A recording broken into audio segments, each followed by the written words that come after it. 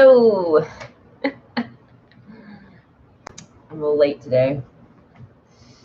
Hi, how is everyone? Oh my gosh.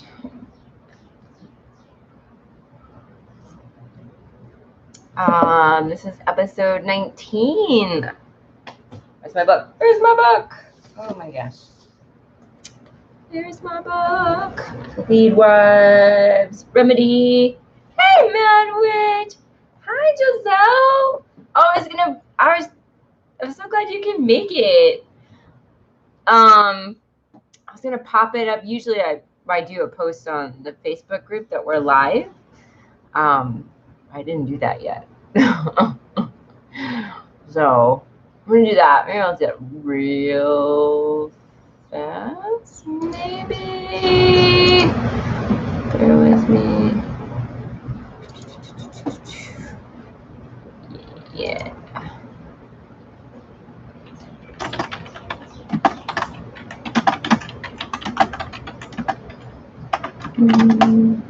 Okay. One smiley face. And ooh. Yes, that's good. That's good. All right. Cool. Okay, cool. Ooh, just picking your own lavender. Nice. Awesome. What do you have? Do you have plans for them? I'm missing, but needs to start some dinner. Okay, that's cool. Well, so glad to have you. We're in the middle of a chapter, so let's see. Let me get my. We are on page 90 of the book for everyone who has the book. Might just be you and me today.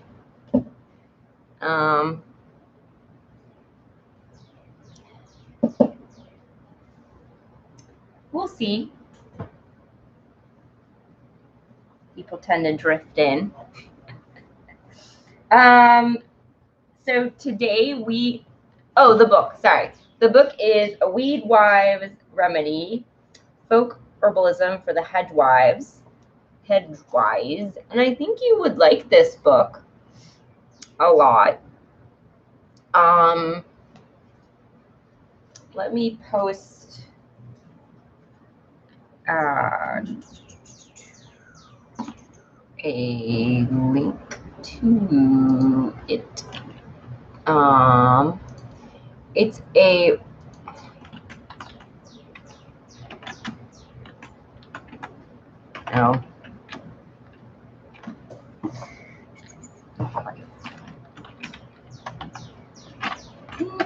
Remedy, and it's by a lady, and she lives in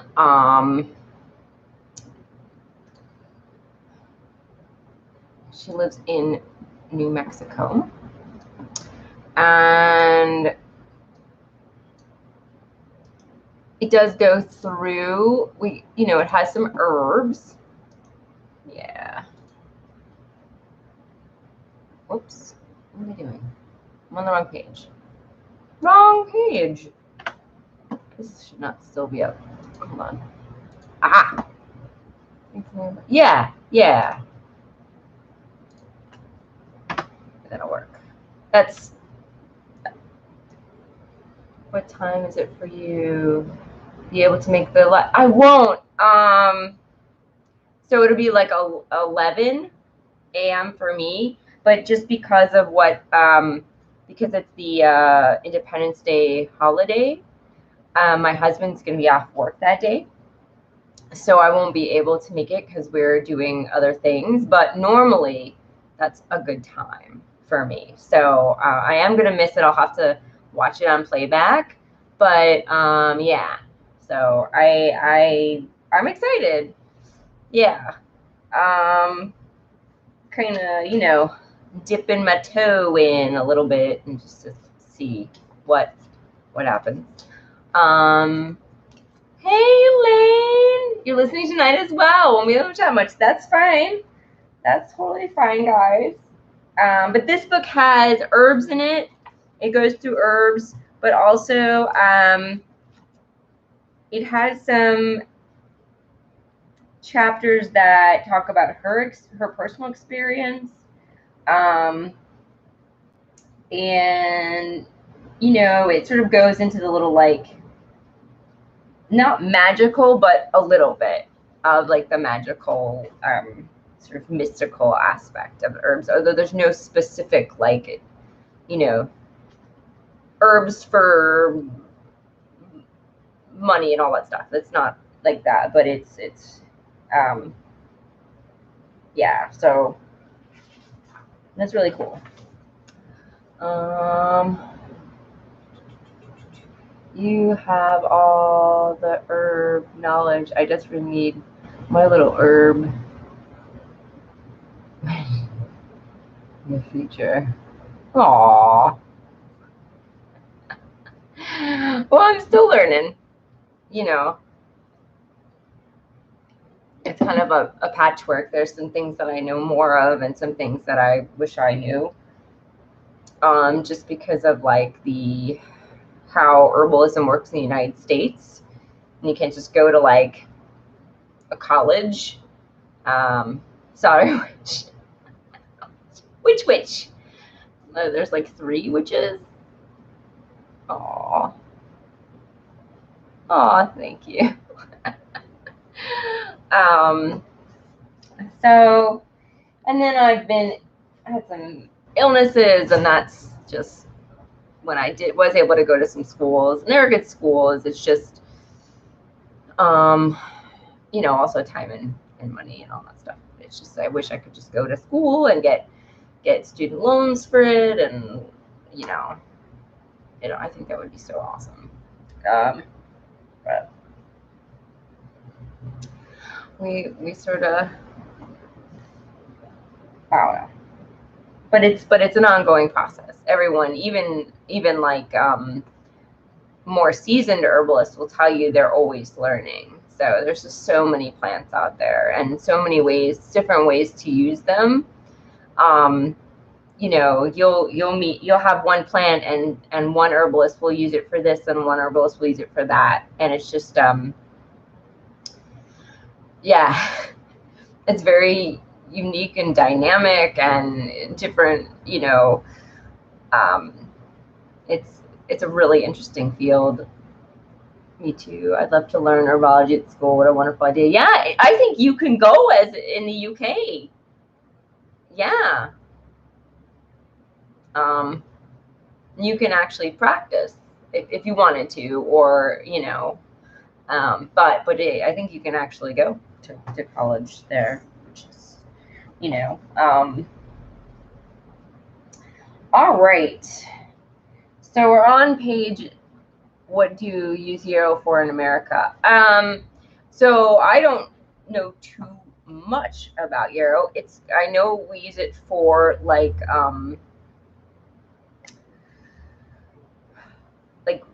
cuts, wounds, stuff like that. You can use it for that. I think it's expensive, really. Oh, the school, I bet. And I don't know, do you have student loans? Like, do you have like a system where you can get loans from the government? It's expensive. Yeah, school's expensive here too. That's how anyone ever affords it. And then we walk away with like thousands and thousands of dollars of loans when you're like really young. Like my student loan, I still have it, and from like 20 years ago, because I haven't been able to. I didn't graduate.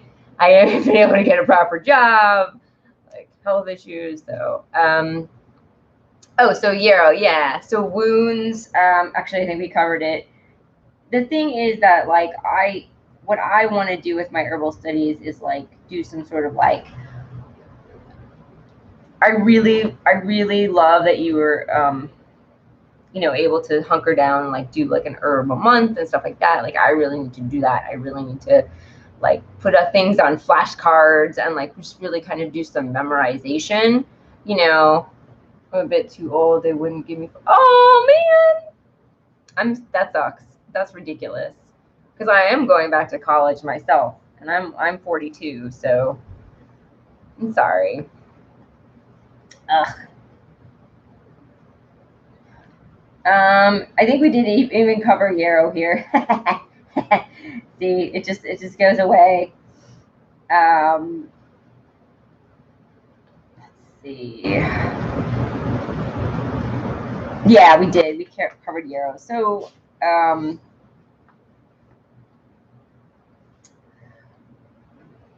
so you would, so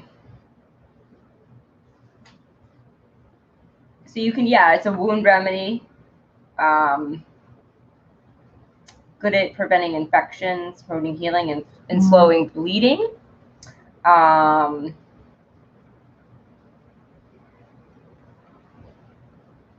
Digestion, apparently. Because it's bitter, it stimulates the digestion. I'm just sort of like going through this chapter.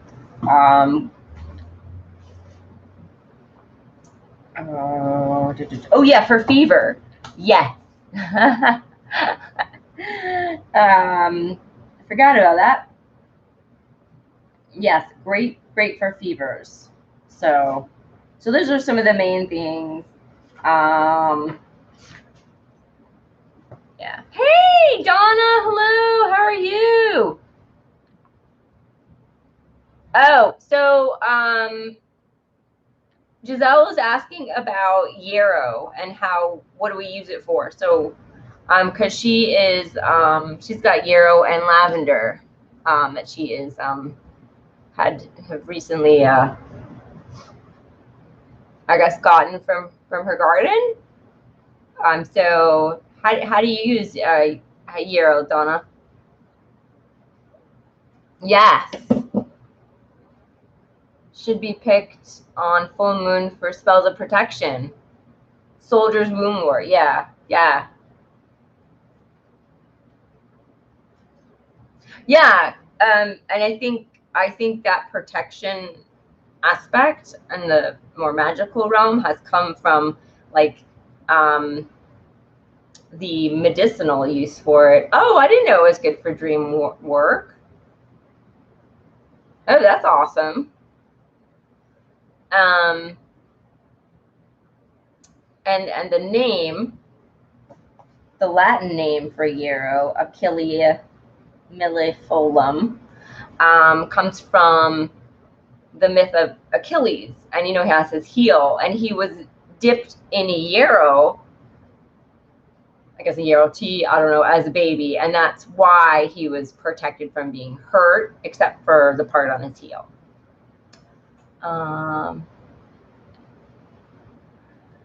Is there any? Isn't there someone about something about restoring balance in the body with yarrow? I don't know. And it's embarrassing because like we covered it. Let's see. What kind of balance though?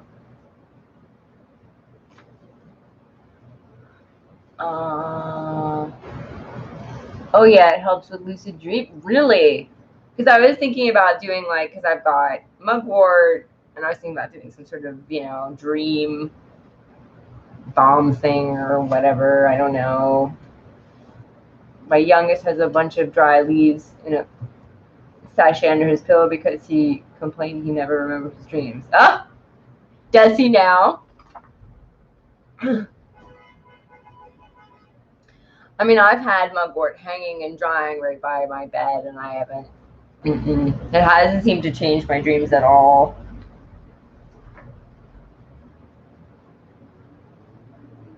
So cool about dreaming. Didn't know about that. Just all over balance. Like if you're too hot. I don't know. So it's good for fevers. Because it makes you sweat.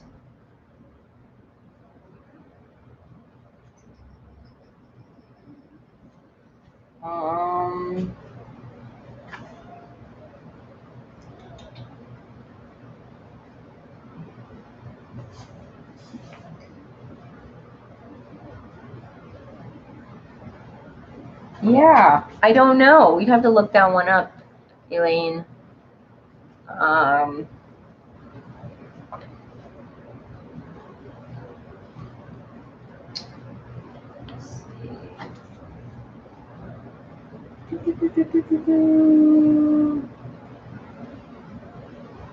In the chapter that we read, it says if anyone were to hold a bunch of yarrow flowers over their eyes, they would be given the ability to see into the land of the Fae.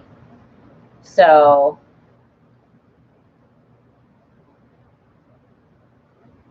Giselle, you might be interested in that one.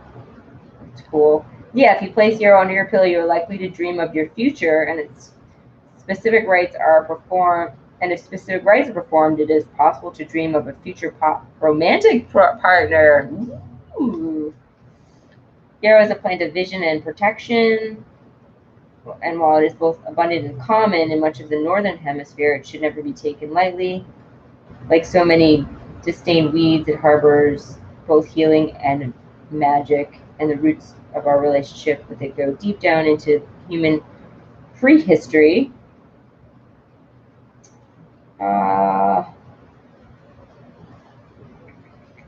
Yeah, I can't find that. But some. I'll still go, yeah. Oh, cool. Thanks, Lane. It helps with stagnant blood, too. So for bruising and getting rid of hickeys.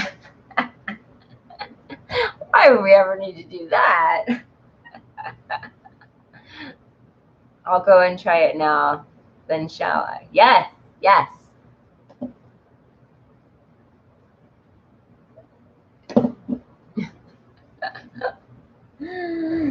Hickeys. Awesome. So we are on page 90. Kind of in a strange spot. We are talking. This chapter is called "In the Canyons of the Otherworld: Mythopoetic Plant Medicine for the Land of the Living."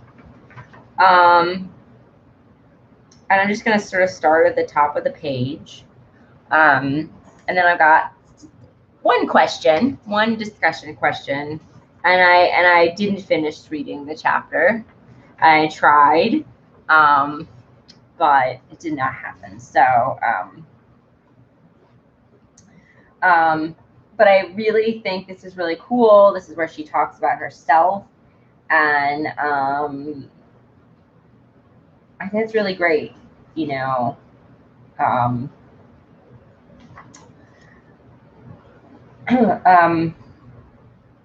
it has taken me decades to realize that. Well, hold on. Let me go back to page 89. But I'm going to go back to page 89 at the bottom, the last paragraph. Donna, do you have this book?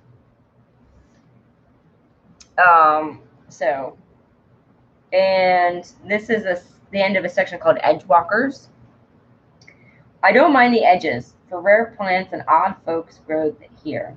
Residing in these cultural and physiological borderlands resulted in some degree of internal normalization for my own peculiarities.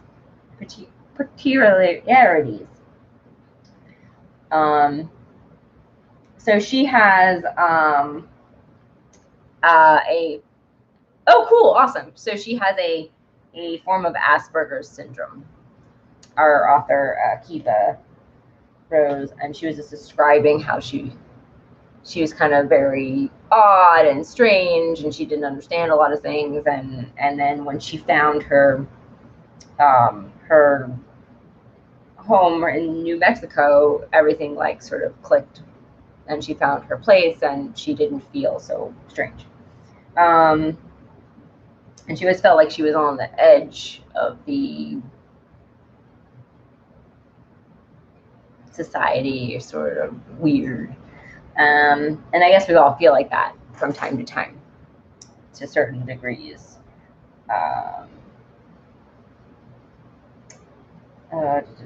To the point that when I finally emerged from my own world to teach others about plants, I was entirely unprepared for the ways in which the average human thinks, speaks, and acts.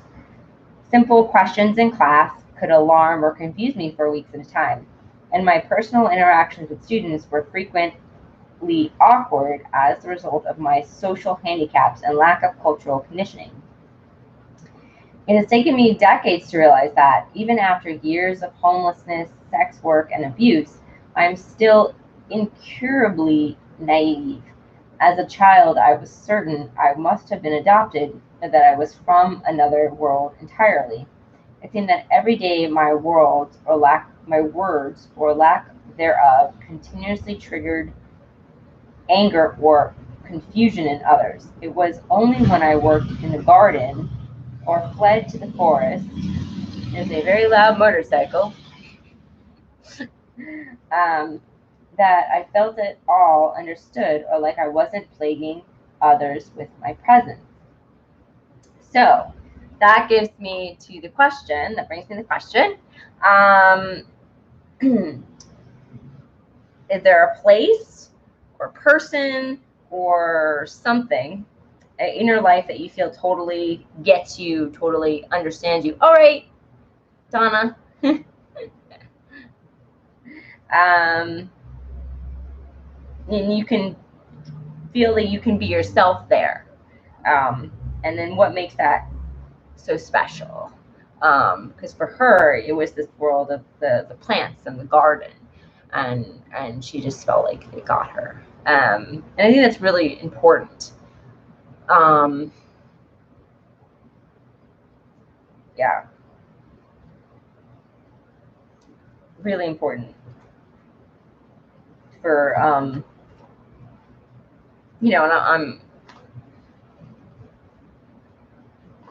and I've definitely felt like I was the weirdo a lot, and people just didn't get me. And then when I, ran into like one of my very good friends, and it was just amazing because she was, probably besides my husband, one of the only people that I felt like really like listened to what I said and thought it was awesome, loved all my ideas, and we kind of bounced things off of each other. And it was just, it's very, every time we get together, it's just very like, there's so much energy, and it's just really amazing. And I'm more encouraged to, and more confident to be like maybe more myself instead of like hiding, which I feel like I've done a lot in my life. So yeah.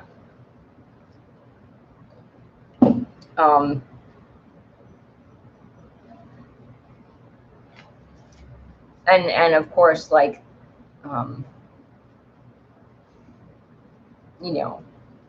but words, I feel like she has definitely experienced this on a much larger scale.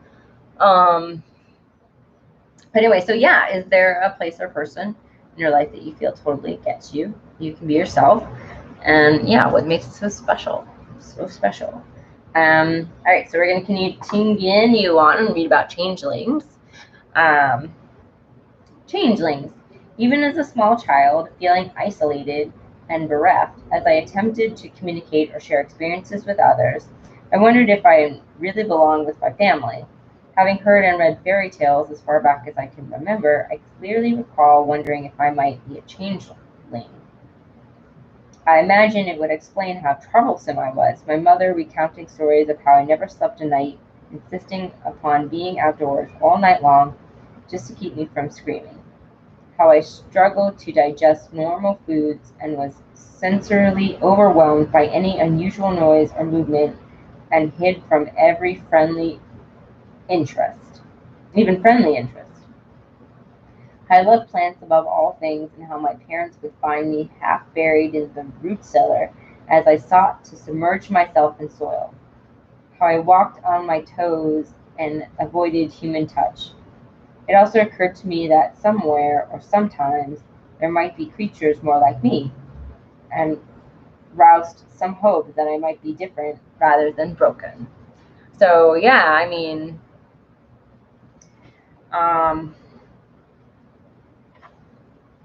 sometimes you feel like that. You know, you're like it's me. It's me that's, you know, having this issue, or there's something wrong with me.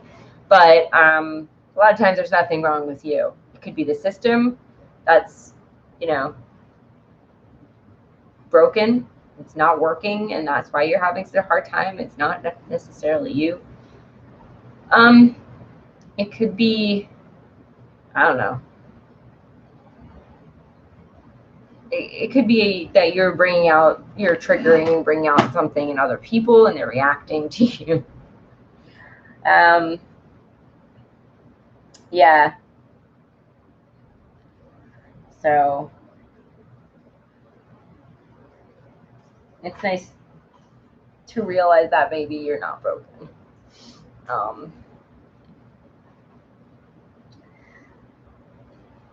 Of course, as appealing as I found those stories to be, changelings are not necessarily a boon or a blessing to the humans they're left with. Most readers still remember that these changed children are fake creatures substituted for human babies, and given the current Victorian interpretation of fairies as sweet-tempered, diminutive creatures with a penchant for love and light, you could be forgiven for not understanding why a changeling isn't a desirable thing or even a gift. But changelings aren't cherubic replicas of human babies with a magic wand. Rather, they are what was once called eldritch, as in otherworldly, as in something that doesn't belong here, and that humans usually perceive as sinister or uncanny at the very least.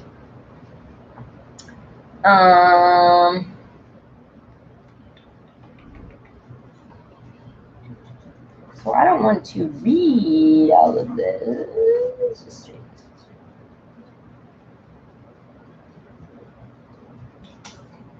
I think I'm going to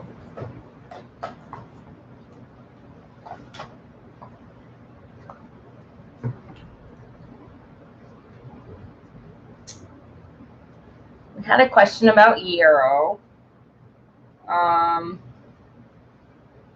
Just gonna pause here because I don't just like reading large sections of the text at once. But we do have a lot of people listening today. Let's see, I'm looking for it. I should look at the. I'm looking in here. Woo! That's the illustrated herbiary. There's a section on yarrow, so. And there is a section on lavender, so we can look at that as well. So, having a little ADD moment. No, wait.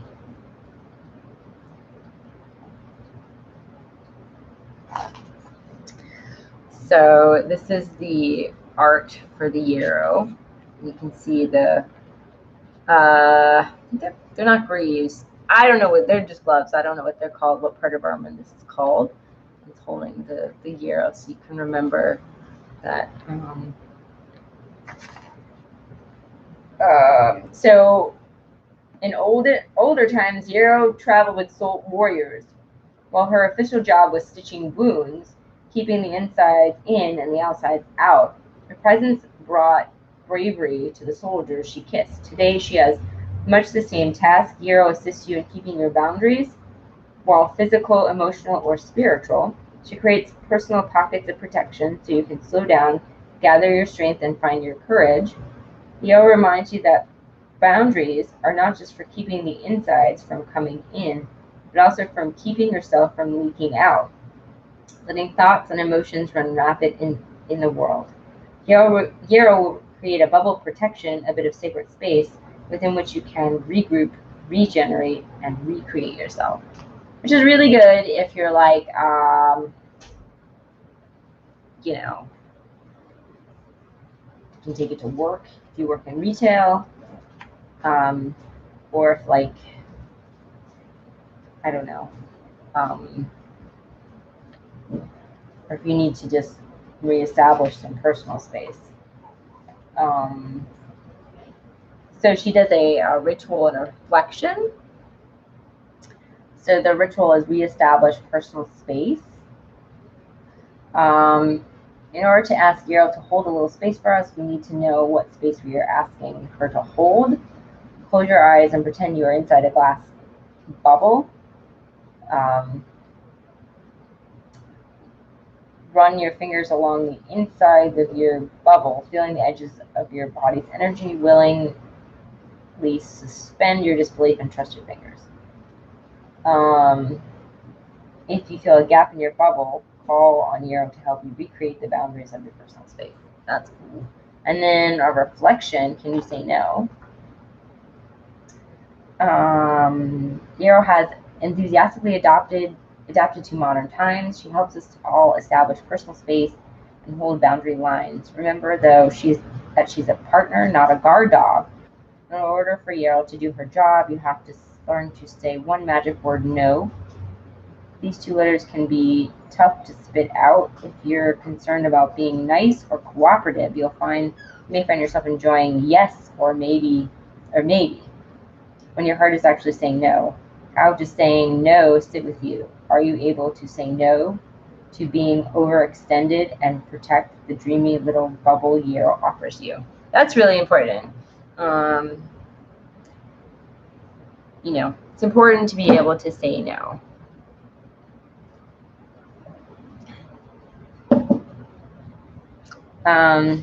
Cool. So that's about Yarrow. What a little tangent. And then we'll read about lavender, which hasn't been in our Weedwife remedy book yet. I don't know if she does lavender.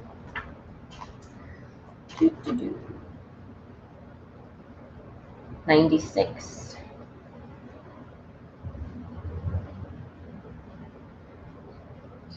No. 96.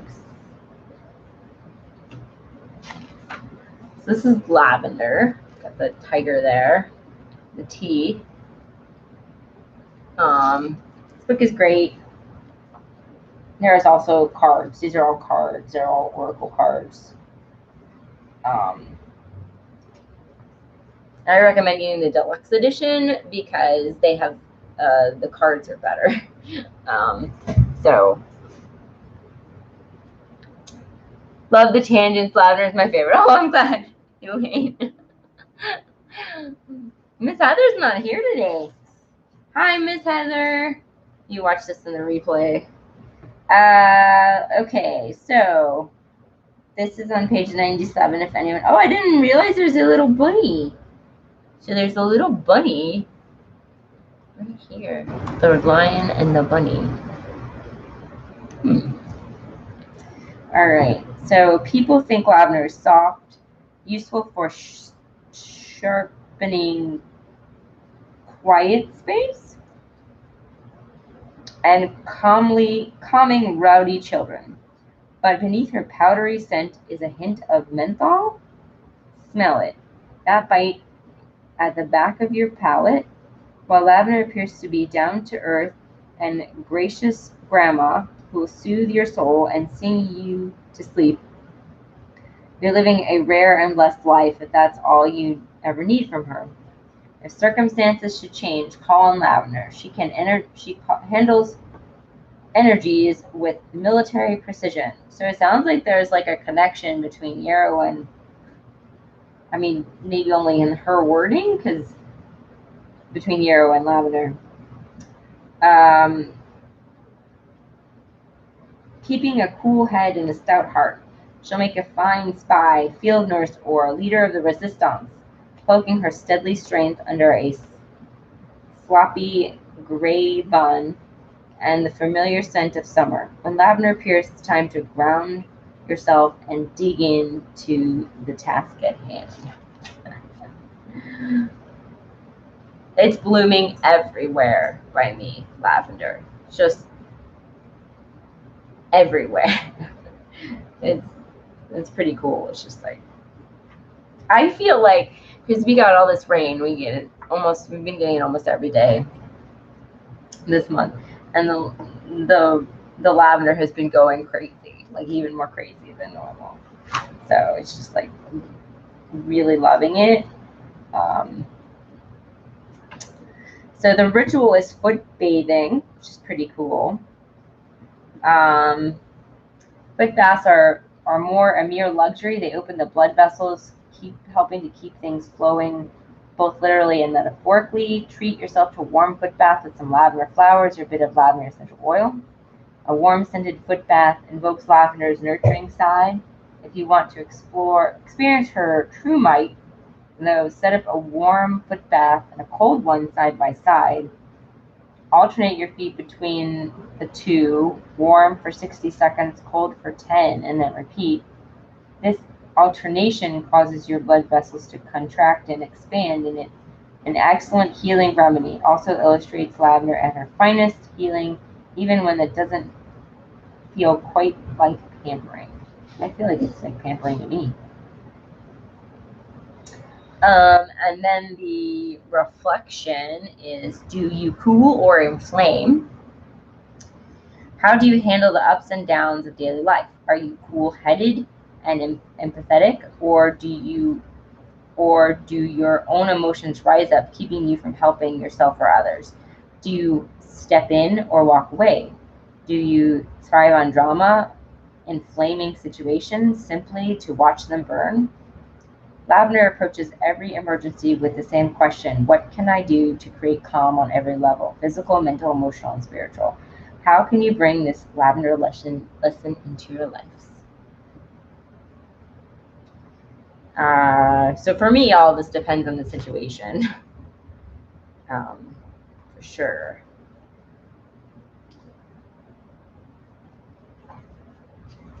All right, so that is our tangent from the Illustrated Herbiary about lavender and yarrow.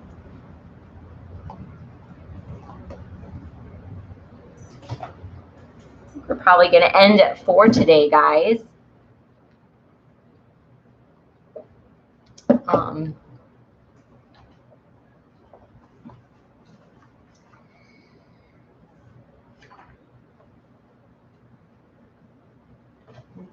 A little shorter than normal, but that's okay.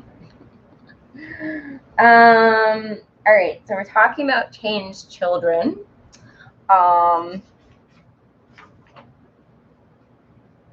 And we've probably all heard of them. I've definitely just heard of them in the broader sense. On page 91, the changed child may be born wizened or deformed, may wail incessantly or take to speaking when only a few months old, may dance like a fiend or run away at every chance, may be forever silent or only ever laugh. Whatever they are, it is other. In the old stories, they leave changelings where the tide can take them, or stick hot pokers down their throats to drive out the devil. These days, there's usually medicated beyond recognition, although even now, it's not too difficult to find stories of autistic children tormented by their caregivers or even murdered by their parents. That's not great. Given my odd effect on people over the years, simultaneously attracting, bemusing, and riling them, often to obsessive levels, I have continued to identify with the term changeling, perhaps at no point more than now, when the standard for normal has become increasingly oppressive and insistent. Rather than fight it as I did in my teens, I've become to embrace it.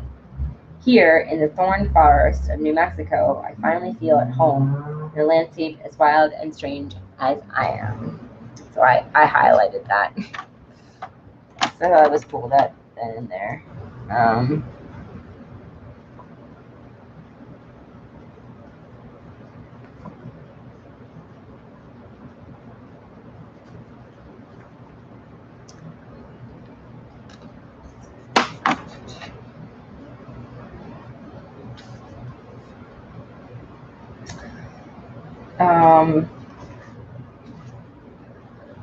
Guys, I wanted to get to the end of this. Okay. All right. So hopefully we will be forgiven by reading a whole chunk of this straight. And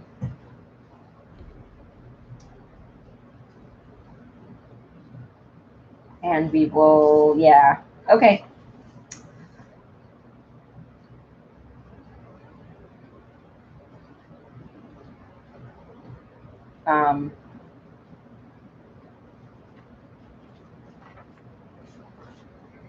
One uniting factor in the herbal community seems to be among those practitioners who remember the importance of story as medicine. As originally recognized in many traditional cultures where wise women and fairy doctors were also storytellers. The thread of myth woven through the consciousness of these herbalists finds its way into their plant remedies as well, until the medicine of each becomes inseparable, each from the other. Myth is seeded and sprouted from this place that is the ground beneath our feet, but oftentimes only seems though a rising mist or in times of deepest trauma or wildest ecstasy. It is those most other that are also most in touch with the other world itself.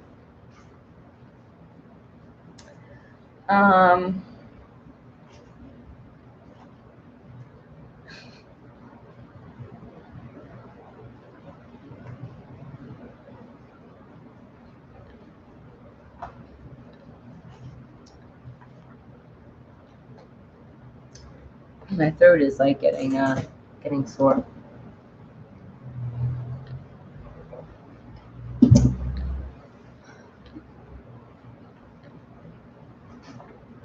All right.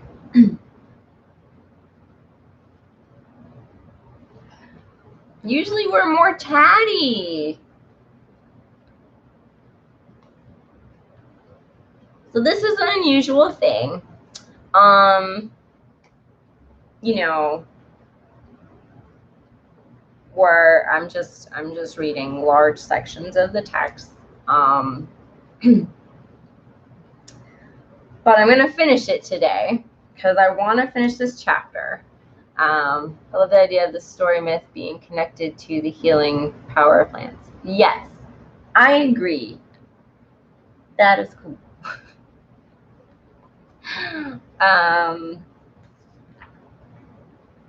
Yeah, that's something that, you know,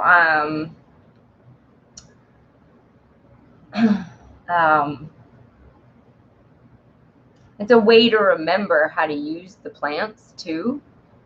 You know, and I was just talking earlier about how it's hard for me to remember all the uses for the plants. But if you can remember a story, then it's easier to remember.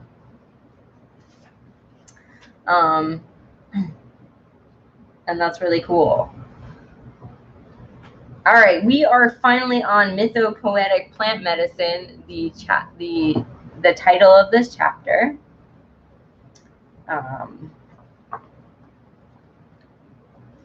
And that's on page 92.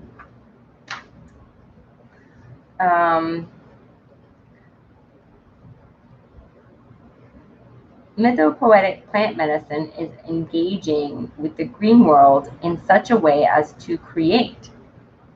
Illustrated Herbal is like that too. Yeah. It does a little bit of story. That's why I like it. You know, she's not necessarily talking about 100% the medicinal uses of the plant. It's a little of both and a little of neither.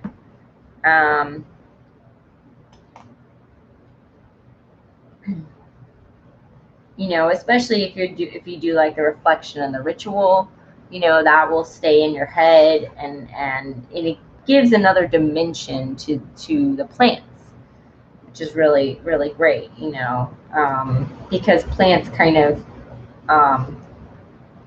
they really live in multiple spaces.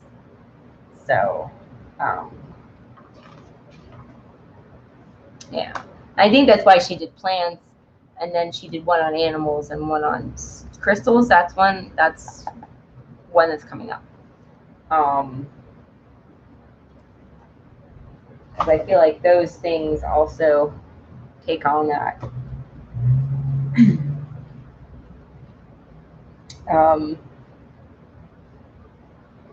They live in different worlds. They can, you know, they've got different, oh my God, my brain today. You know, you can, a rock is a rock, or it's not, you know, you know, or like you use a plant for food and medicine, and then it has that magical other quality. That's a little better, a little easier to explain with plants. But I think the animals and the crystals also have those aspects. Green world, in such a way to create, grow, heal, and live from a mythic dimension.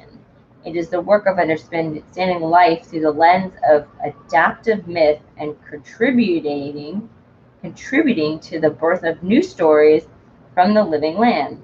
This, in turn, can result in the healing of people in their connections to plant and planet. So that's really cool. That, like, there's all these old myths, but like this idea of like, hey, wait, you can participate in new myths, which is neat, you know, because this like story of us and the plants, it just keeps going. It hasn't stopped. So you can still add to the story. There's stuff you can do.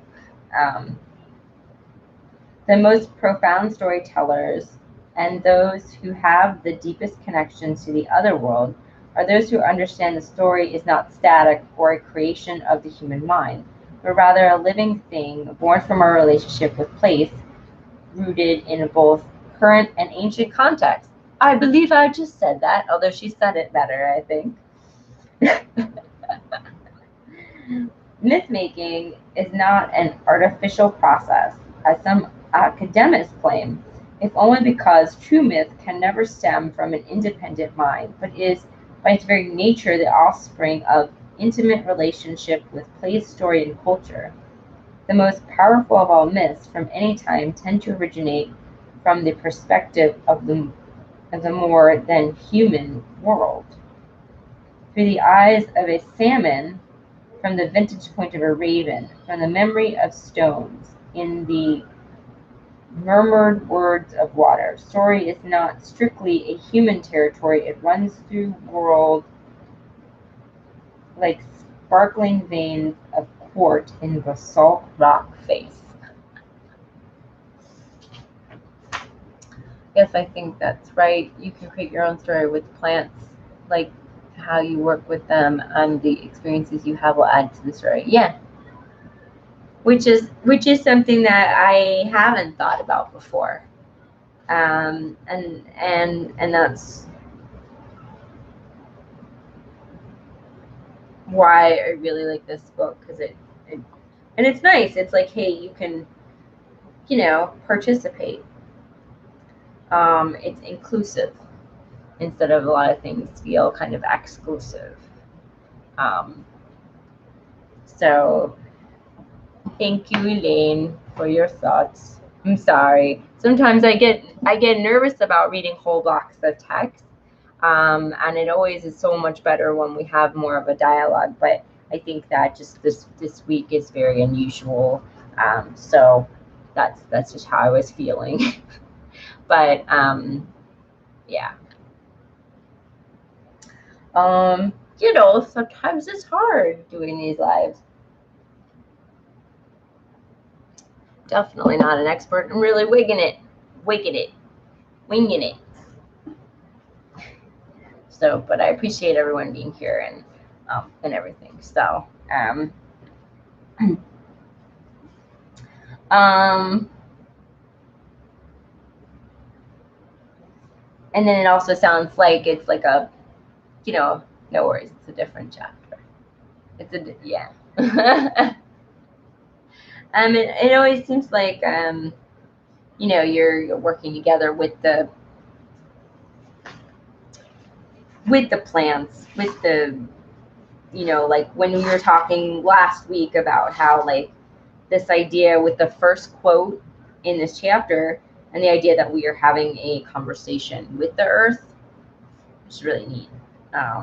So it's brought over here as well.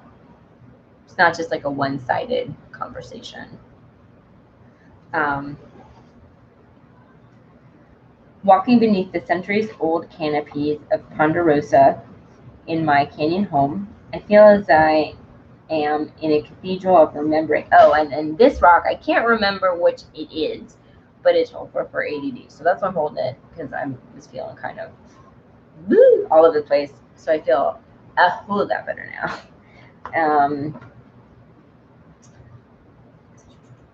I feel as if I'm in a cathedral of remembering, being filled over and over with the myths that have been, are, and will be. The medicine of the sapphire lipped sages and green-footed lilies are not only in their ethereal bodies, but are in the long lives lives of their kind, and the wisdom we two-footed creatures have received by long living in a relationship with them, in story, in ceremony, in community, in silence. This is the evolving tradition of mythopoetic plant medicine that I call my own, the embodiment of the expression of the stories that run through my veins and lead me always back to the plant. The daily devotion of not just recognizing the stories, but sharing them in a way that brings other changelings back to the rooted wonderment of this work. Offering my hand to those who need healing, not just in body, but at the deepest level of the psyche, where so many have forgotten the remedy that binds us to place, that calls us home, that pulls back the veil between common consciousness and the worlds waiting beyond. Remedy that allows us to return through the rising mist to the land of the living. Elaine, I've been growing some herbs from seed this year, and the experience I've had with them as I see how they grow are adding to my understanding of them. Yeah, I agree, because you're seeing like that whole process. I remember the first time I saw Brussels sprouts, and in the grocery store, and you know how they usually come in that little bundle, right? But we had, at my grocery store, we had them on the stalk, this huge stalk, and I was like, OMG, is this how they grow? And I just didn't know, but it was so cool. I was blown away. I've never seen, just never seen how they grow. And I think that's the disconnect. Like, just, okay, yeah, they come with a little bag, and I never even thought about it. So, and and when you do that from seed, it also helps you connect with them. So then you'll remember them. And that'll, they'll be, I feel like you know them much more. I know, I thought the same thing when I saw it too. I mean, and it's not usual that my store has that. I don't remember the it's been a really long time since they just got them on that stock. So yeah, that was really cool. I was missing something else and I forgot what it was going to be. So,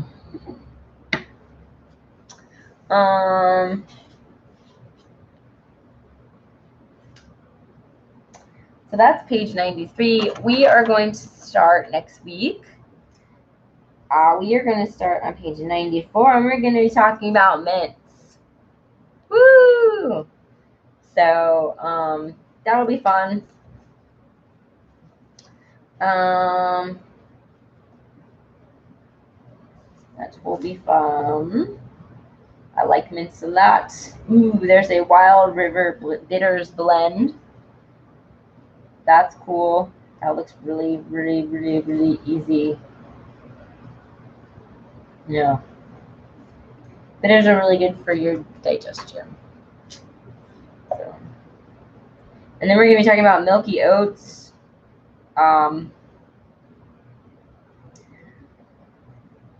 And those were ready to harvest around me here.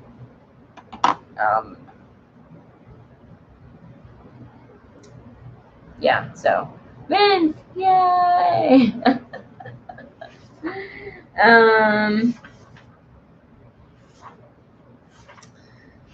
What a chapter.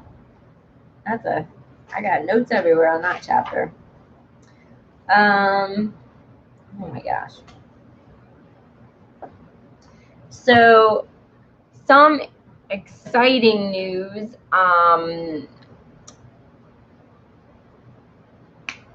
I innocently,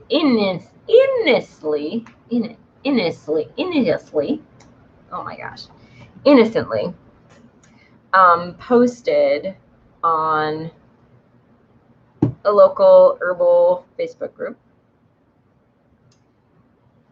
you know, asking for anyone who wants to do an interview with my Stories from the Earth, you know, interview series.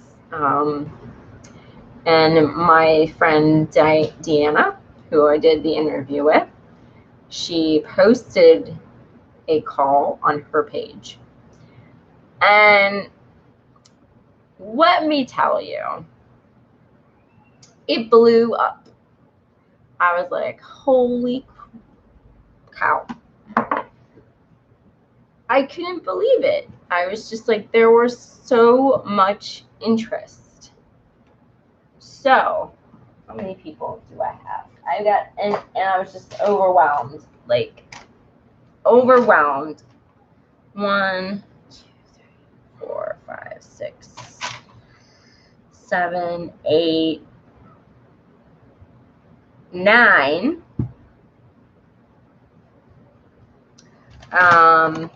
Yeah, 9 so far. There's a possible,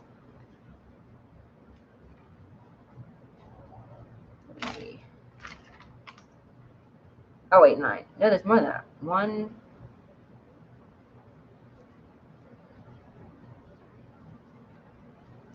10. 10 and a possible 3, 4, 5 more. So that's like 15 people. And some of these are like really big herbalists from my area. And, you know, I am pretty blown away. Some people they're new. I don't know, but they're doing really exciting stuff. We're also going to have Giselle Mad Witch is going to be on at some point. My friend Ellen, who I talk about all the time, she's got the supplement shop, and you'll finally get to meet her. She's just my friend who I talk about her all the time. And yeah, so I'm really excited. And then I was like, oh gosh, and I got really scared and nervous, and I was like, I'm gonna hide now. So I don't know if it's gonna be. It might be like a twice a month thing. But it was amazing. I was just blown away by like the interest and the enthusiasm and everything else.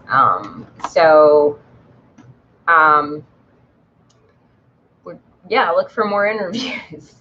And you know, I'd like to have it on a set time and a set day, but we'll see what happens with that. So yeah, yeah, I'm not used to that happening.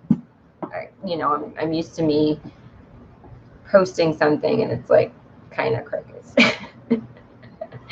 No, it's a good thing, but you found your calling. I think so. I mean, Deanna,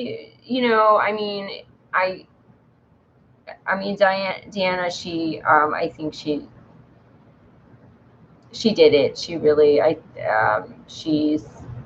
think she's believes in me, and she's encouraging and she's supporting that. I mean, she just really connected us right up and facilitated that whole thing, and I was just like really excited. Yeah, and when we get done with this pandemic, I really want to do more stuff with video and herbalism and herbalists and things like that. So this is just sort of a first step, I think, and making these connections and everything else, like, and then everyone else will get to know them, and I think that would be really, I think it's gonna be really great. So that happened this week.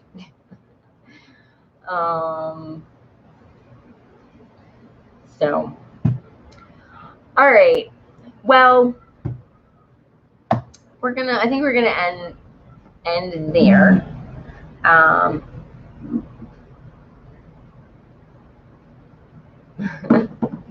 Speaking of them, I'm getting more messages from them.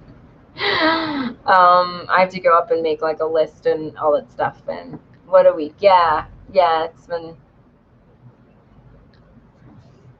a week. So, yeah, I have to go and organize everything. I've got this list and get everyone's information, and then so all right. So next week is mint. Thanks everyone for coming and listening, and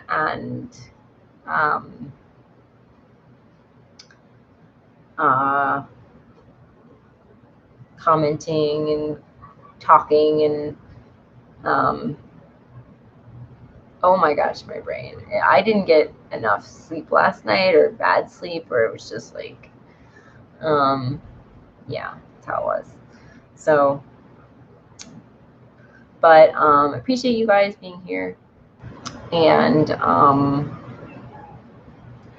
yeah, think about what your favorite mint is and why, because I'm going to ask that question. Anyone watching the replay, you do that too. And everyone have a good night. Maybe put in a podcast as well on YouTube. Maybe as a podcast. You mean maybe do a podcast? I mean, I would love to do a podcast. That would be amazing. We'll see. I mean, I just have someone do it with me. I mean, right now these will be videos, but I definitely think there's space, there's room for herbal podcast. There's a zillion herbalists in my area. But collaborating can be tricky. So we'll see. I don't know. I mean, I feel like this is very encouraging. So I'm making work for you. No. But first steps first. Interview people, see what happens. And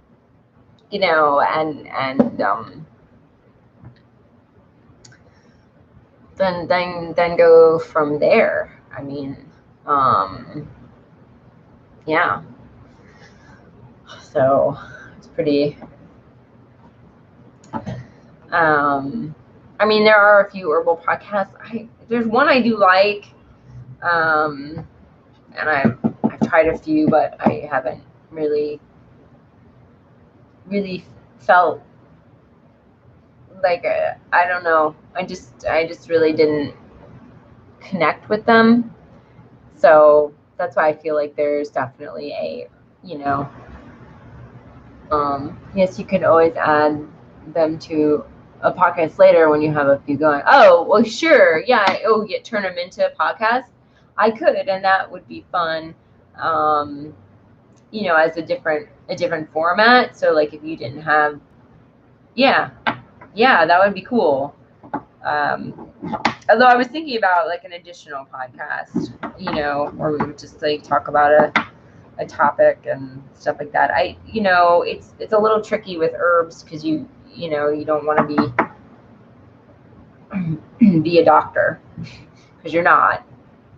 So, but I think I would try to like have another discussion, like what we talk about in this book sometimes, especially like what this whole chapter was about, like, and then there's been other chapters about apothecaries and some other stuff. Like you could talk about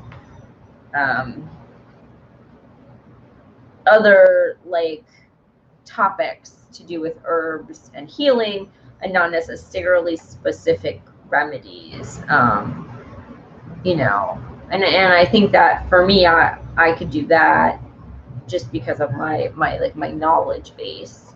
And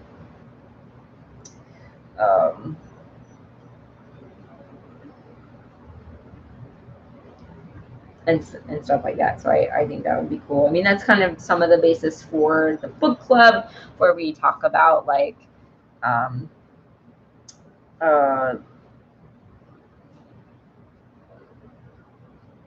herbs, but also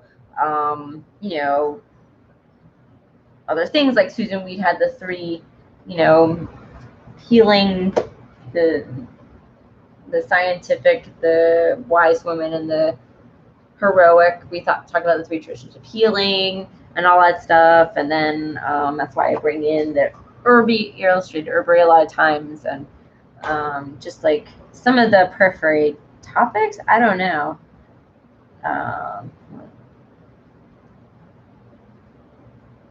Yeah. We talked about being inspired by our land here. I like the apothecary chapter in here. This one I was seeing in the back of the book, which was really interesting. What was it? What's the title? Oh, I'll never find. Yeah, nope. Well, no, this one here is The Witch at the Edge of the Woods, intravision and otherness in the Hedgewise. So that's like a cool topic. So hopefully I'm making. What was it? Oh, I just will never. No, I don't know. I'm looking. Yeah, lake bottom luminescence of pond lilies, patterns, and the divergent mind. That's quite a chapter. That's 137. So it's got interesting things here. So you're not.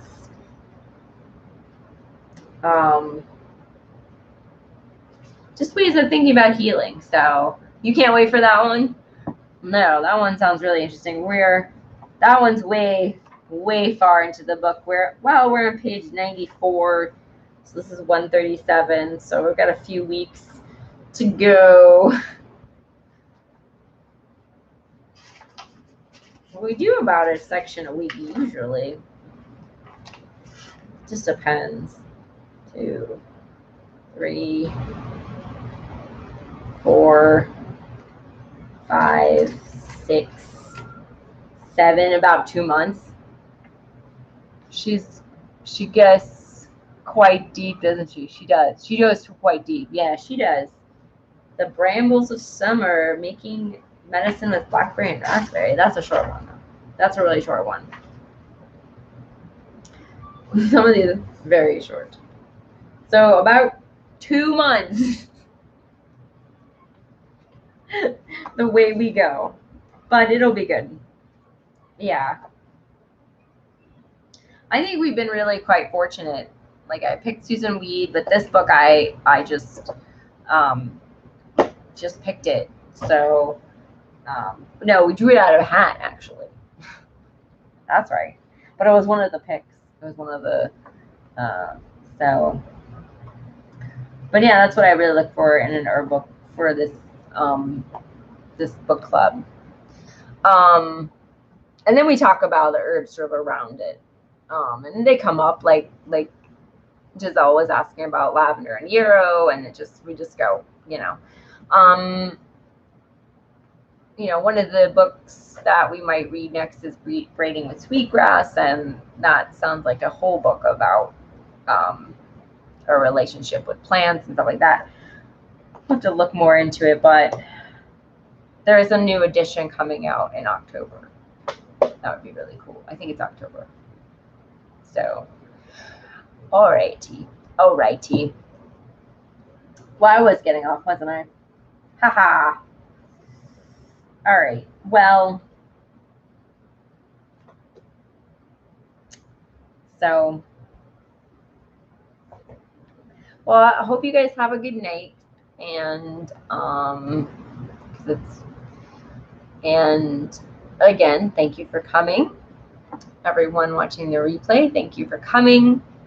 We're always a bit rambly, but that's all right, and appreciate it. If you like it, if you loved it, please pop in next week, 3 p.m. Eastern Time, Thursday. Oh, thank you, Aileen. Bring your favorite mint and why, if you know. My favorite mint is apple mint. I mentioned it last week. I'm going to mention it next week too. I'm sure. So, yeah, we have a Facebook group. It's in the description. Yeah. So I hope everyone has a good week, and I'll talk to everyone later. So, yeah. Goodbye. Hey.